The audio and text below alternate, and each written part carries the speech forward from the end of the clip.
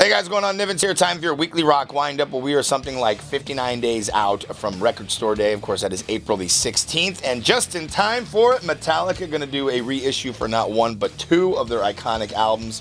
In fact, their very first two albums. 1983's Kill 'Em All and 84's Ride the Lightning. So here's how it's going to break down. The deluxe numbered box set of Kill 'Em All will include 4 vinyl records, 5 CDs, 1 DVD, a deluxe book that includes rare photos, and a patch. You know you need the patch. While the deluxe numbered box set of Ride the Lightning includes 4 vinyl records, 6 CDs, 1 DVD, a deluxe book including more of those unseen photos, a mini book of lyrics handwritten by James Hetfield, and a set of 3 posters. There you go. Of course, this is a limited edition sort of thing. You can do the pre-order now over at Met Store, and I believe it's going to be rolled out on Friday, April 15th, day before Record Store Day. And keeping with the theme of Record Store Day, it looks like former Chili Peppers guitarist John Frusciante coming out of the darkness. For a while there, he was saying he wasn't even going to roll out any more music. Looks like he's changed his tune on that. Grow, an EP, will be out on Record Store Day via Acid Test. I guess it's just a bunch of experimental electronic music, so if you kind of like to get hippie on it, check out Frusciante's new disc. Again, it is Grow.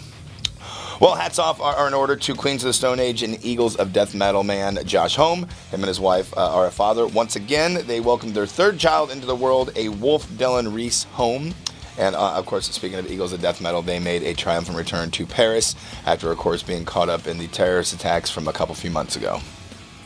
Well, it seems Alice in Chains frontman William Duvall is going to be part of the supergroup Giraffe Tongue Orchestra. Now, this was put together by Dillinger Escape Plan's Ben Wyman and Mastodon's Brent Hinz.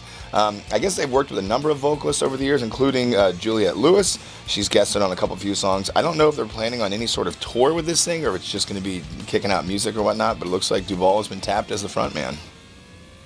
And close out your weekly rock windup with something that's been ongoing, been talking about, of course, Stone Temple Pilots in the hunt for a new frontman. I know a couple of vocalists from here in town actually have auditioned for that. As to why the band did it, they just said they wanted to cast a wide net. They're aware that there's a lot of super talented people out there that might not get an opportunity to be part of this unless they did something like that, which is, of course, have the submission on the website, StoneTemplePilots.com. But in an interview recently, they were talking about how they've got basically 8 songs already worked up, and as soon as they find the right vocalist, they're going to get right to work on it. So, you think you got what it takes to sing for Stone Temple Pilots? And wrap up your weekly rock windup with some tours that were announced this week. Volbeat going to be doing a bunch of shows in April, but this is all pretty much on the West Coast, California, Arizona, and a couple down in Texas. This one, however, will be coming to Kansas City. Looks like the 15th of, let's see, January, February, March, April. I had to count on my fingers. When is it? April 15th. Generation Axe will feature, of course, Zakk Wylde, Black Label Society, Steve Vai, Yngwie Malmsteen, Nuno Bettencourt. So this should be a lot of fun if you're into that whole guitar thing and guitar heroes, if you will. This one's going to be wild. I wonder how long, or if it will be able to make the full run. I'm talking about, of course, Slipknot and Marilyn Manson teaming up. Of Mice and Men going to be support for that.